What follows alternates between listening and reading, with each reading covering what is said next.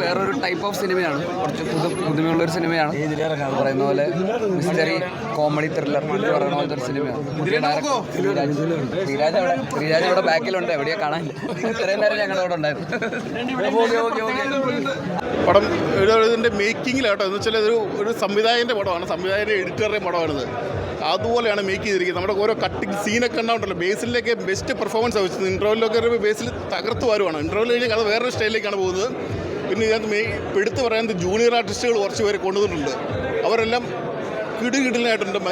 Main ആക്ടേഴ്സിനേക്കാളും work അവർ ചെയ്തിട്ടുണ്ടെന്ന് എനിക്ക് തോന്നുന്നത്. ഒരു 5 ആക്ടേഴ്സ്, പിന്നെ പഴയ ചാന്ദിനി ചെറിയ റോളൊക്കെ ചെയ്ത് ചാന്ദിനി ഇതിനകത്ത് മെയിൻ റോളാണ് കയറി ചെയ്തിരിക്കുന്നത്. ഉഗ്രനായിട്ടുണ്ട് പടം. പടം കുഴപ്പമില്ല, നന്നായിട്ടുണ്ട്. എന്ന് വെച്ചാൽ അൻവർ റഷീദിൻ്റെ ഒരു പൊളിപ്പൻ ഒരു കോംബോ ഓഫർ എന്ന് പറഞ്ഞ മാതിരി സാധനമാണ്. എല്ലാവരും നന്നായിട്ടുണ്ട്. സൗവിനൊക്കെ അടിപൊളിയായിട്ടുണ്ട്. എല്ലാവരും നല്ല ബേസിക്കിൻ്റെ ഒന്നും പറയാനില്ല. പോലീസ് ഓഫീസറായിട്ട് തകർത്ത് എല്ലാവരും മസ്റ്റ് വാച്ചിങ് തിയേറ്ററിൽ നമിച്ചു. ഒരു മൂവിയാണ്, അടിപൊളിയാണ്. 2025 ഫസ്റ്റ് സൂപ്പർ ഹിറ്റ് ആവട്ടെ.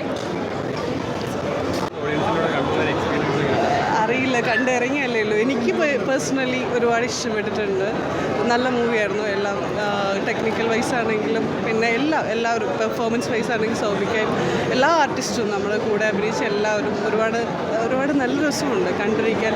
എൻ്റർടൈനിങ് ആയിരുന്നു. സസ്പെൻസ് ഉണ്ട്. നമ്മൾ ഇങ്ങനെ കണ്ടിരുന്നു പോകും നെക്സ്റ്റ് എന്താണ് എന്നുള്ള ഒരു ക്യൂരിയോസിറ്റിയും കാര്യങ്ങളെല്ലാം നന്നായി വർക്കായിട്ടുണ്ട്. പേഴ്സണലി എനിക്ക് ഉള്ള എക്സ്പീരിയൻസ് ആണ്.